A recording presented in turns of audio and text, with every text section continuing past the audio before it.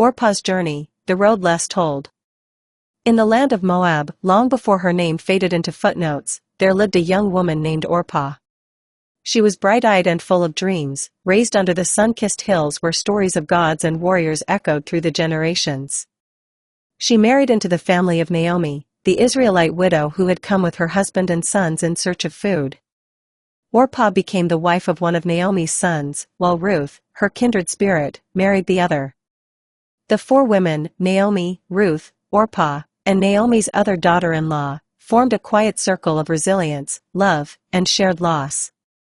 But grief visited their home like a storm that would not pass. First Naomi's husband died, and then both of her sons, leaving the women widowed, broken, and at a crossroads. One morning, with eyes heavy from weeping and hearts fragile as clay jars, Naomi stood to return to Bethlehem. She had heard the Lord had visited his people and brought food to her homeland. She turned to her daughters-in-law and said, "Go back, each of you, to your mother's home. May the Lord show you kindness, as you have shown kindness to the dead and to me." The road split before them, Bethlehem ahead, Moab behind. Ruth clung to Naomi, tears like prayers falling from her face. But Orpah kissed Naomi goodbye. This moment is often seen as the end of Orpah's story. But it was only the beginning.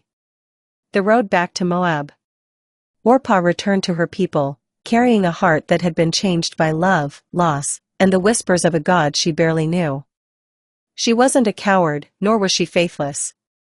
She was simply called to a different path, a path not to follow, but to become. She walked back into Moab not as the same woman who had left it. Orpah carried with her the wisdom of Naomi's grief and the gentleness of Ruth's loyalty. She returned to her people not to forget, but to build. And she began to tell stories, not just of Moabite gods, but of the God of Israel, the one Naomi had spoken of, who brings bread from famine and light from darkness. Women began to gather around her, listening to her tales. She taught them to find strength in sorrow, to keep faith through tears, and to be loyal, to family, to friends, to themselves. Legacy unseen. Though history remembered Ruth, and rightly so, for she walked into the bloodline of kings, Orpah's legacy was quieter, hidden in the hearts of the women she inspired. Some say Orpah raised sons who became warriors. Others whisper that she founded schools for young girls, teaching them to read, to pray, to dream. But heaven remembers her not for her return, but for the courage it took to make a different choice.